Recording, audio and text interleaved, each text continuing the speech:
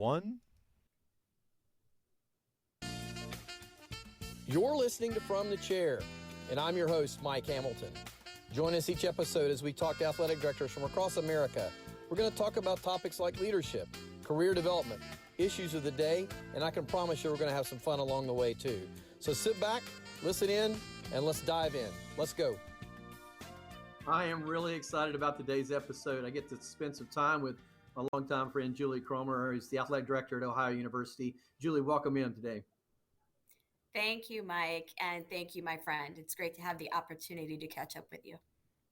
You know, I was thinking about earlier this morning, prior to our jumping on, I became athletic director at University of Tennessee in 2003, which is now almost 20 years ago. And you, I think, you were already at the NCAA at the time, if I remember correctly. Is that right? Yes. Yeah. So very early on, when I was asked to serve on a committee, I think it was the NCAA Personnel and Recruiting Cabinet, the names that we work our way through. You were our right-hand person with the staff, and just blown away from right out of the gate with your knowledge of and your ability to organize and keep us on task. And so a long time that we've known each other, and so I do appreciate you spending some time today. And we're going to talk a little bit about your time at the NCAA and then the interface or the opportunity that you've had now to move on campus over these last several years and kind of talk about the differences and the similarities and the things you learned. And so if you would, I'm going to just jump right into that first. Is that okay? Sure.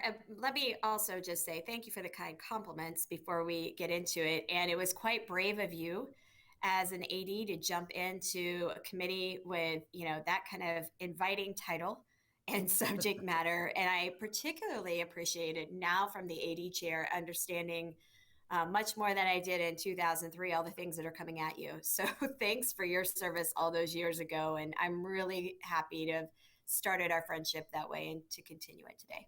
No doubt. Well, I've talked to Shane Lyons recently, and we were talking about the fact he was on that same committee. We're bemoaning the fact that I think we spent an hour and a half one day talking about the size and structure of recruiting note cards and whether or not they could be color or black and white or front or back, and all the critical things that we were addressing at that time. Right.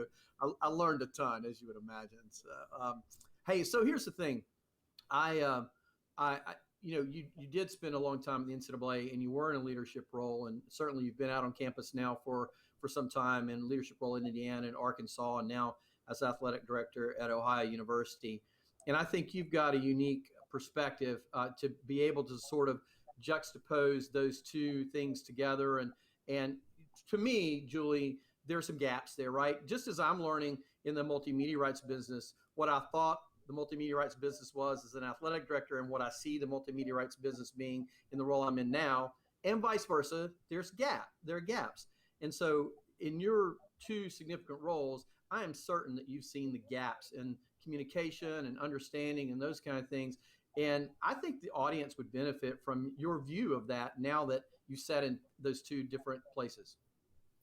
Well, like you, I see it very differently now than I did as a staff member. And I would have been a much better staff member to the membership if I had had some of these experiences at the time. I think the other thing that is layered on all of this, and maybe it's true also in your transition, Mike, is just the rate of acceleration has picked up so dramatically over the last 10 years, even since, or 11 now, since I left the NCAA national office. And so our ability to get to information, the speed of communication, the acceleration of issues, how they come up, how they are resolved, whether it's in a positive fashion or not, all of the speed is so much faster now. And I think, I was just on a committee call yesterday, actually, and was reflecting on that because I knew you wanted to talk about this generally. And, we spent a good deal of our time talking about how the issues that are really important issues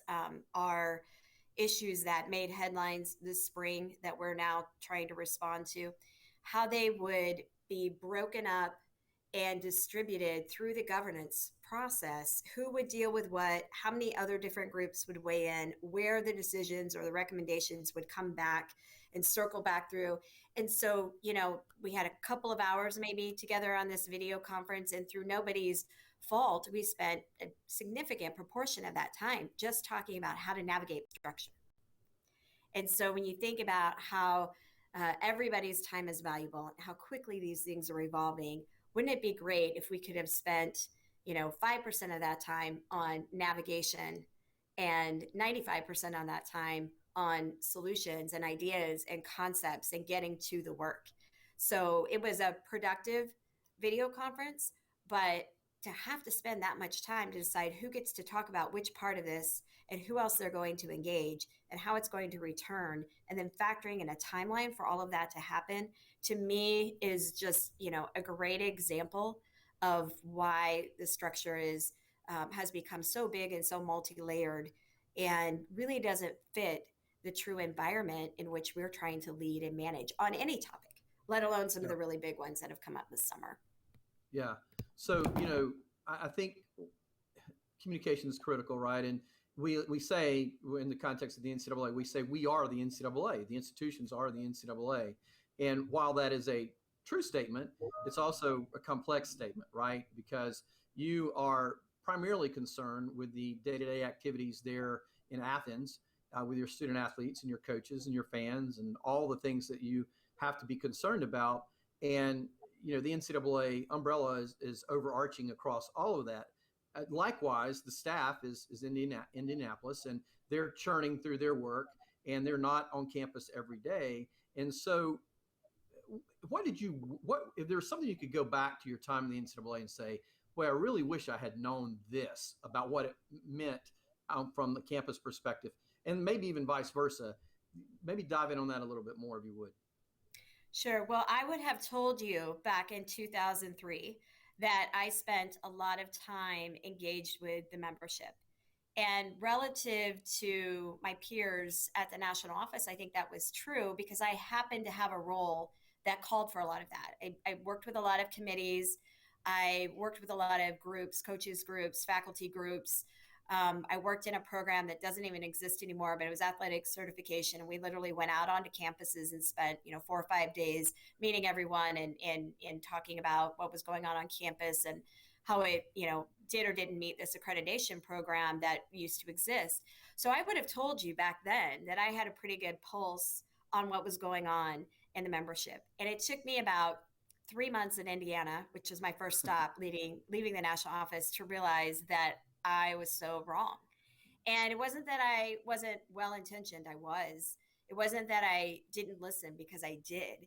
It was just simply that, and until you are in it in that way, embedded in it, it's very difficult to understand and put that at the forefront of a national policymaking group.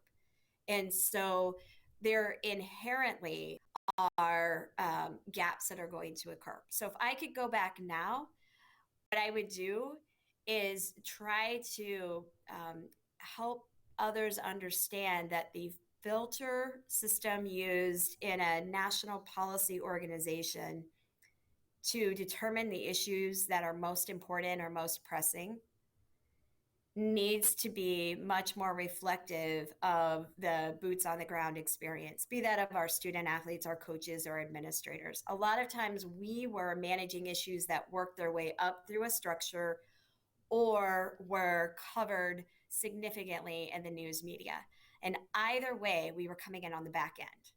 Yeah. And it was very difficult to be on the front and really have the time to, be thoughtful in concept and then be meaningful in our solutions. And instead it was band-aids, band-aids, band-aids all the time. And it was an hour and a half talking about note cards and how many different shades of, in our current situation, green and white, could we put on the note cards. And, that's okay because somebody asked the question, but it does not put you in a position to be able to really lead as an organization in times like these.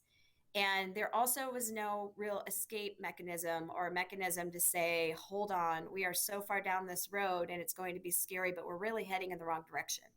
So we need to pull back and reset. Once things get moving through the governance cycle, they kind of barrel along through committees and through a structure to the bitter end. And different battles happen along the way at each stage. And a lot of times it's about politics and agenda. In that representational form of government, as opposed to workable solutions that then we can maybe come back to as the world changes around us and we need to adjust. So that's not to be critical of any one person. It's really more a critique of the system and the Yeah. way that we have grown and changed, and the diversification of Division One from one side to the other. It's very difficult to pull together people who represent such a variety of sizes of institution, of commitment of resources to their athletic programs, frankly, of the constituencies that they serve, and find commonality in a rule book. So Yeah. a lot of the structure is set up to force us to do that, keeping in mind the championship structure, operates a little bit differently. And I think if this, committee that's taking a look at the purpose and function of the NCAA as a whole could, address that, then they would give us an opportunity to stay together in some form of organization, in a greater good effort. But we've got to be responsive to the fact that our issues here at Ohio are different than the issues we had at Arkansas, which were different than the issues we had at Indiana, which are different than the issues that they had up the road at, say, Butler, in a Big East University. And there's got to be room in the system for that. And if there's not, then it's going to be very hard to hold this together.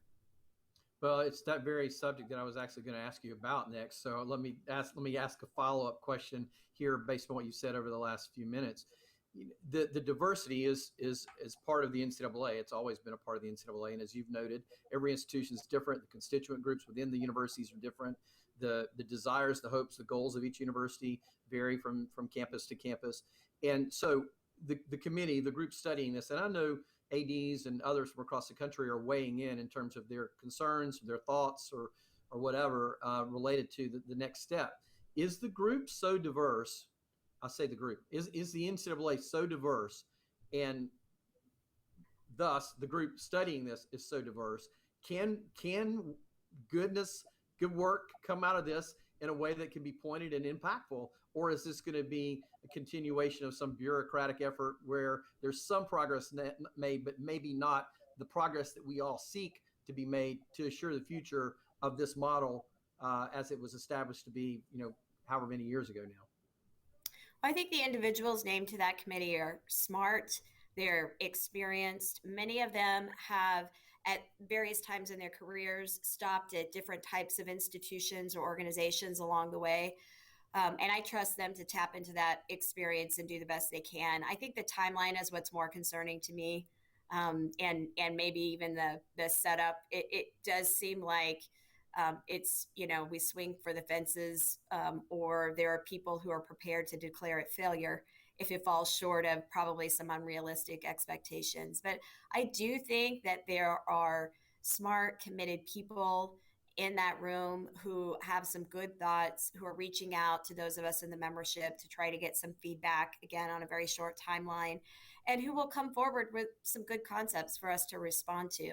I don't know that any one group would be able to solve all the issues that are being thrown at the feet of that group right now, and maybe, some clarity and specificity as to what their goals and intentions are on the front end earlier on might have helped to control that a little bit. But it's also unfair to expect a panel of people to solve all of our problems. We have to do that for ourselves as well. So I, like others, am looking forward to their ideas and concepts and the report they issue, and then we'll move forward from there. I do anticipate, and this is just one person's opinion, Mike, I have no insight to that, but it does seem like incrementalism is our specialty under this form of governance. And so I think we should be prepared to see some of that. But there are key questions that I think have to be resolved among power brokers who have to have relationships that allow them to resolve them. Yeah. And my hope for the future structure of college athletics is that, we can pull those power brokers together in a way that there is a greater good conversation. Yeah. I'm going to use that as a segue to talk about realignment for a minute, if we can, because there are some that feel like there are a number of reasons why you could speculate on the current move to realignment in the industry this summer and even early fall. One of those speculative items is, hey, there's disarray at the highest level in NCAA, and so everybody's grabbing their boat and jumping in the water where they feel like they've got the best opportunity to survive. That's probably an extremist statement, by the way, but I believe that that is one statement that exists out there. As folks make their moves, schools make their moves to different places. One of the things that you and I have talked about offline is there's still a critical importance to the group of five and where the group of five sits in all this and the future of the group of five. And I know you sit in a very unique place now as an athletic director at a university that has had success and a conference that's had success led by one of the really great commissioners in John Steinbrecher. I just really like your perspective on where do you and universities like Ohio sit when we start talking about the realignment work that's being done now? Well, I appreciate that question because I think, particularly in the 2 years I've been at Ohio now, it's become very clear to me that the value of the Group of Five experience is true. It is the essence of what we hope college sports to be.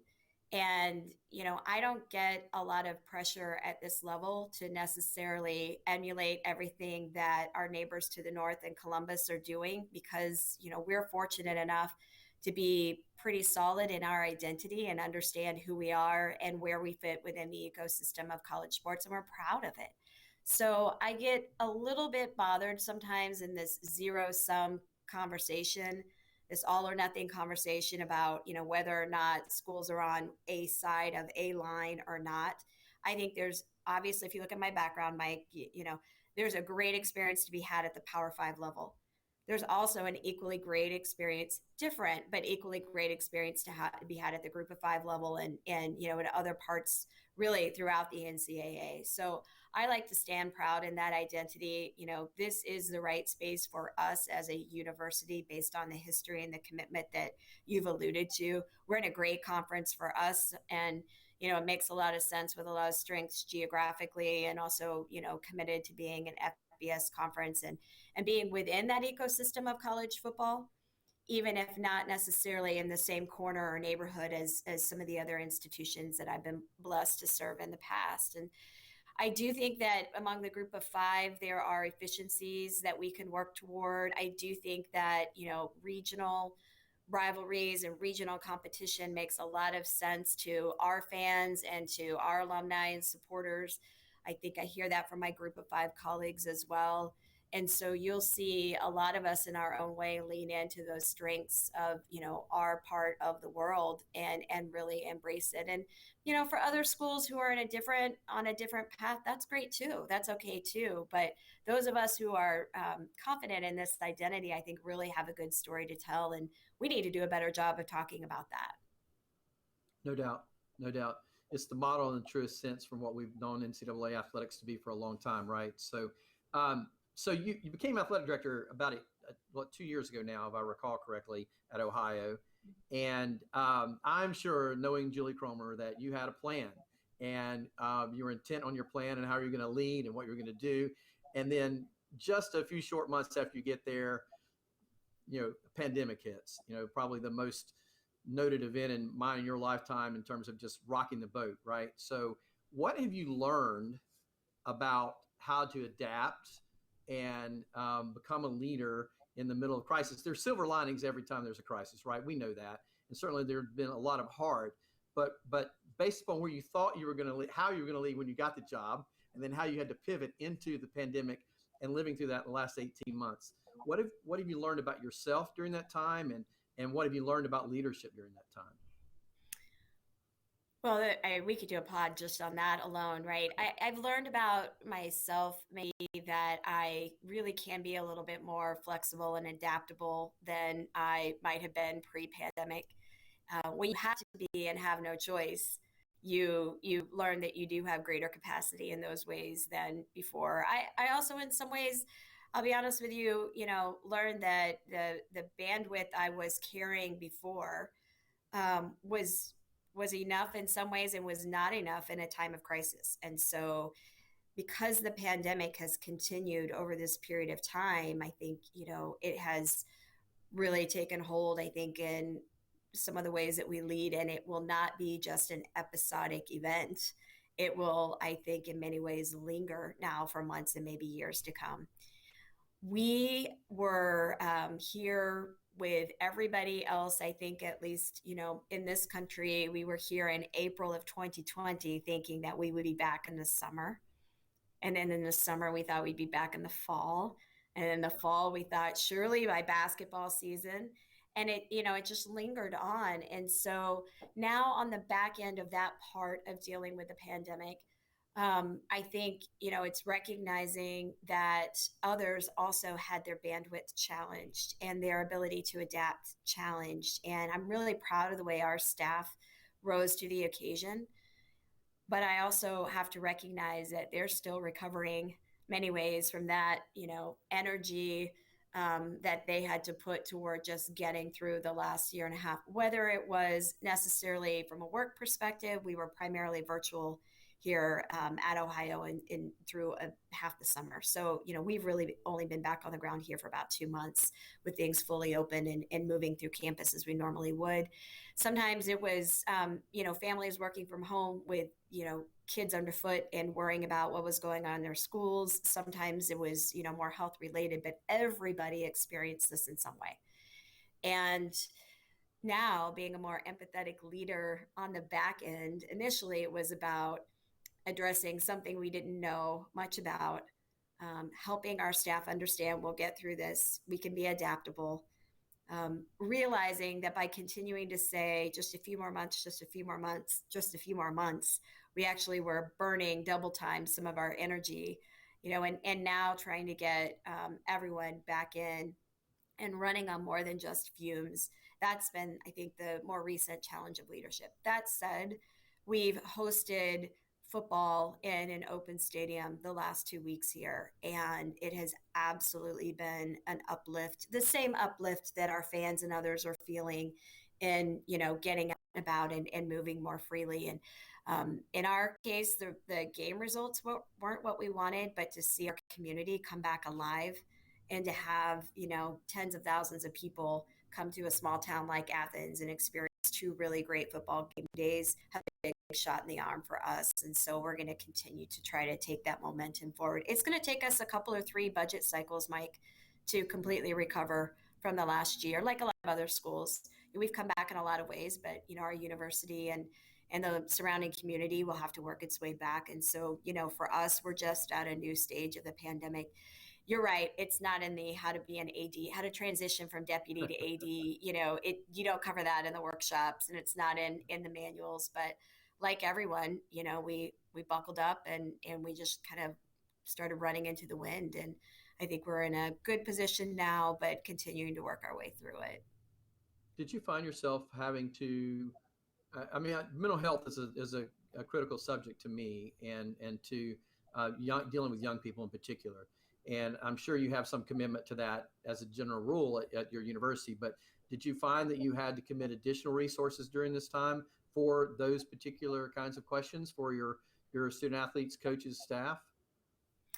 Well, yes, particularly for our student athletes, and our university has also for our coaches and staff. But we are not resourced to the level of other departments and universities. So we've talked a lot throughout the pandemic about the stages we're in and what our staff needs, and did a lot of what I would describe as sort of amateur mental health support, meaning not necessarily bringing on staff or making available additional people who have credentials and a background in that support, but just trying to be better leaders and more empathetic leaders within our own department. We had open conversations with our coaches, not just about how their student athletes are doing and what they need, but also about themselves and about, what they as head coaches and leaders of their units needed. And in a lot of ways, we leaned on each other.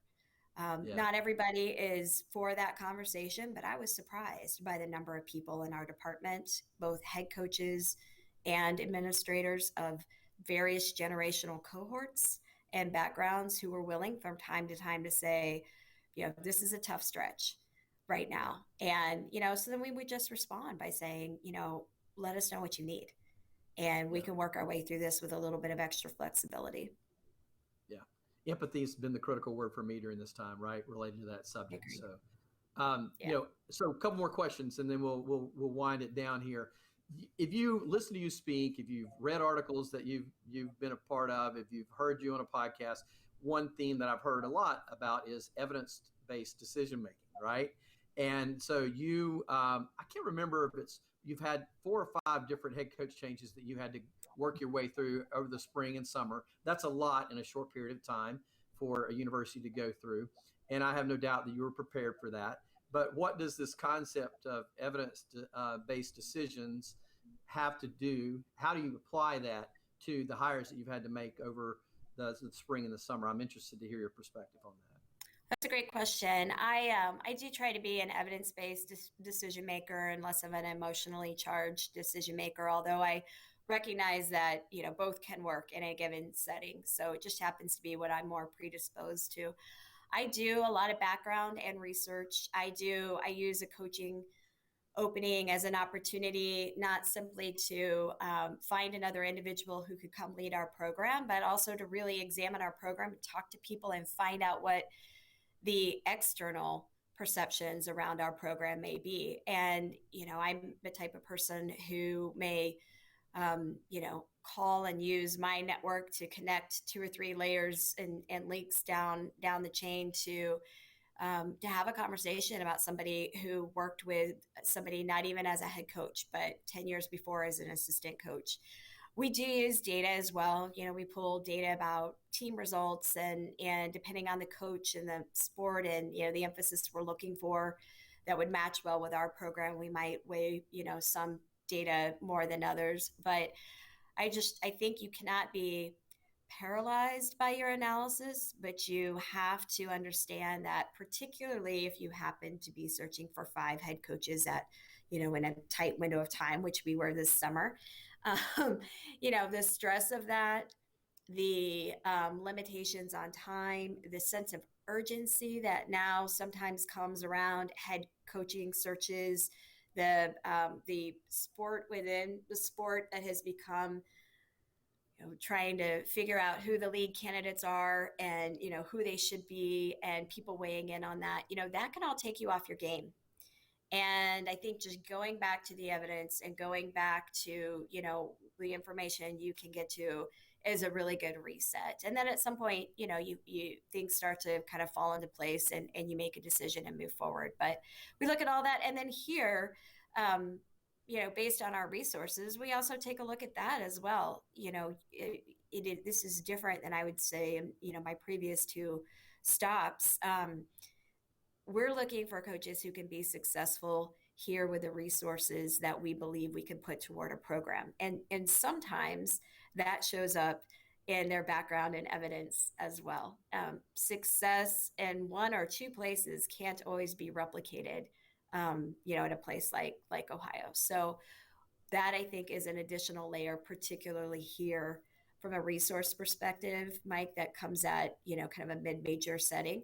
When I was at Arkansas and at Indiana, resources were a consideration, but it was much more about, can you handle the visibility and the external role in, each of those settings that come with the SEC and in the Big Ten, the intensity of competition, the intensity of the visibility, what kind of basically intestinal fortitude does this individual have to be able, to survive in this environment and to thrive as he or she has in past settings. And, it's a little different here. We want to win, and, it's competitive here. We're in a very, very competitive conference.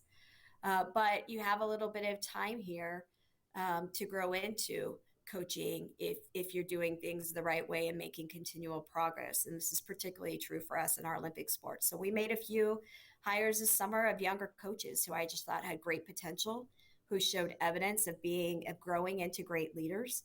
And, we're going to give them the support and help them grow into those positions in a way that a place like Ohio, can. And we can embrace folks like that who are ready for the chair. No doubt. Well, the evidence-based decision-making, I think, when I think about it in the context of what you just said, there's so much noise in the marketplace when you're doing a coach search, right? And so many different constituent groups who want to have a voice and feel like they should have a voice, and in many cases do have a voice.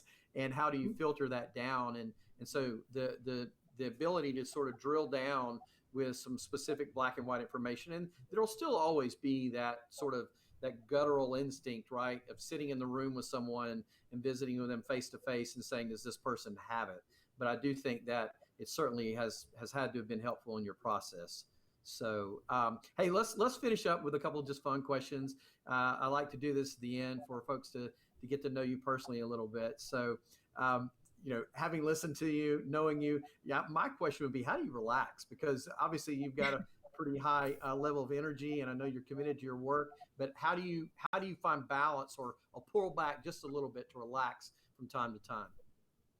Well, exercise is the best medicine, I think, just for stress management and for maybe taking off the edge. I can be an intense person. I can, have a sense of urgency, and over the years have developed a threshold for work that I think at times is fine for some people, and for others is maybe a little harder to deal with. So I try to be sure to be committed to that. And particularly, I would say, living in an area like we do here in Ohio, it's for those of you who haven't been to Southeast Ohio, it's beautiful here. Mike, we've got to get you to campus. There are trails in all directions, and it's gorgeous landscape. So I get out and hike and walk. I'm not as much of a runner anymore as I used to be when I was younger. The knees can't quite take it in the same way, but I get out and get outside, and do that as much as I can. And, I also would just say, especially if I have days like today where I'm, jammed up hour after hour, hour after hour, I will try to find a way to get out to practice, even if I have to take a meeting, with me, somebody who is showing up my office thinking that they're going to maybe deliver a PowerPoint deck or whatever it is, we'll get up and walk and head out and be around our student athletes and coaches. And in a lot of ways, if I need a quick reset, that's the best one. That's great. So during the pandemic, a lot of folks binge watch different series, on Netflix or Apple, whatever. Do you have a series that you did a binge watching on, or one that you've sort of earmarked that you might at some point? I missed a lot of what everyone else was binge watching, but I did get into Billions. Have you seen? So that's a little bit, it's been around for a few years, but I think I went through like 4 seasons of Billions.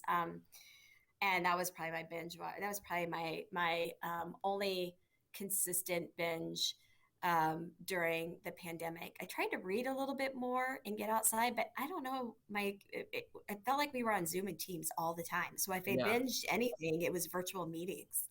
Yeah. So I recommend Ted Lasso. I'm sure you've heard a million people suggest that to you, but it just so many. Well, first of all, it's lighthearted, but it has so many applications to athletics, and so when you get a chance, you need to catch some episodes and just go back to season 1 and start in it and just bear with it. After you get into a couple of episodes, you're going to really be hooked. So as an athletic director, I think you'll appreciate the recommendation there. I will take that. I've seen it. I've seen part of a couple of episodes of Ted Lasso. And I will, it's in my watch next list, I think on Apple TV. Yeah. Watch next. So who are your go-to mentors when you have a hard question and you say, this is what this person taught me, or maybe even it's that you still pick up the phone and call. Who are your go-to folks that you've learned from, or that you still stay in touch with, and when you get into a hard place on decision making, I'll tell you the most recent one that comes to mind this summer, we had a football coaching change that was out of cycle and a little bit of a surprise.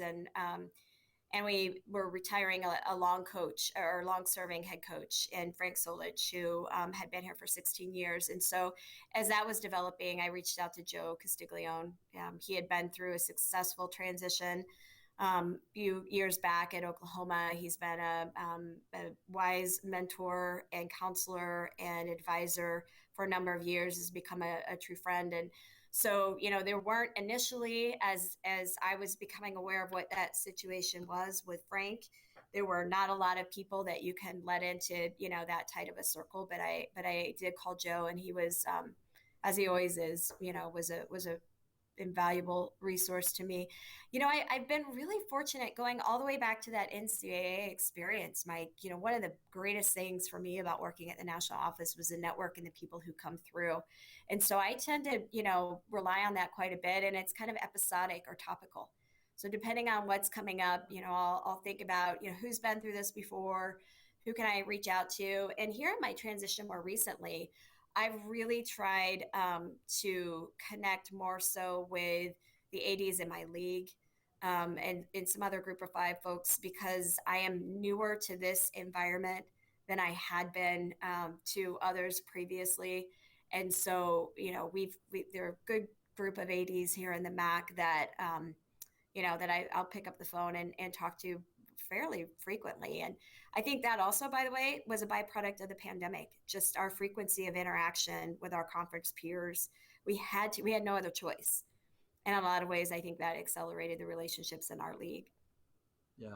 Well, I'm not surprised to hear you say Joe. He's been a mentor and friend of so many in the industry for so many years, right? And I'll tell you, one of the things that I found helpful during my time is each summer we got together, I don't know, 4, 5, 6, 7 of us athletic directors each summer, and we went away for a couple of days and sort of locked the door and just sort of talked about issues. And we agreed to lay down our conference affiliations and in any maybe competitive streaks that we had in us related to another person in the room or whatever, and talk real time, because these are unique jobs. There are only 130 of them in the FBS. And so finding that group of folks that you can develop a circle of trust as you continue to work your way through your tenure at Ohio and future opportunities, I think that'll be important for you. And I know you know that, but I just encourage you in that front. So, hey, last question. You mentioned this summer hiking, walking, whatever, and trying to read. So do you have a book that you want to recommend that you picked up over the summer? The book that actually I'm about to start now is The Club. So, this is the story of the English Premier League that a lot of other people have read, and it had been recommended to me so many times. Actually, I think it came out maybe in 2018 or 19, pre-pandemic. And I, heard about it then from my brother, who's a, fanatic Premier League fan, and, some others not even in the sports industry. And so I kind of put it on my running list on my phone. And then it, moved up a couple of spots. And then, this summer it's become kind of a hot topic for all the obvious reasons that we talked about earlier with the realignment conversations. So that is next up on my nightstand. I just actually started it a little bit this weekend, and I'm looking forward to that one. You're going to enjoy it. In the first 100 pages or so, you're going to go, oh my gosh, what am I reading here? And you're going to see some application really, or you could extrapolate it. Let's just say that. So, hey, look, you've been gracious. I didn't get quite 100 pages in this, but I was exhausted at the end of it. I had to put it down. Yeah. I actually put it down and went for a walk. So I'm looking forward to that one. Yeah, well, you're going to enjoy it. It's a good book, to be certain. So you've been very gracious with your time, and I appreciate it so much. And I really appreciate you coming on, and know that anytime we can be helpful in my role or personally, we want to try to do that. And we appreciate your friendship. And so thanks for joining us today. Mike, thank you. Thanks for the opportunity and for your time as well, and for all you're doing for us and others in the industry. And I'm a fan of the pod, so I'll be looking forward to your future episodes as well. I know you'll have some great guests. Thank you for the opportunity. Thanks so much, Julie. You've been listening From the Chair. This has been Julie Cromer, Athletic Director at Ohio University, and I'm Mike Hamilton, your host. We'll see you next time.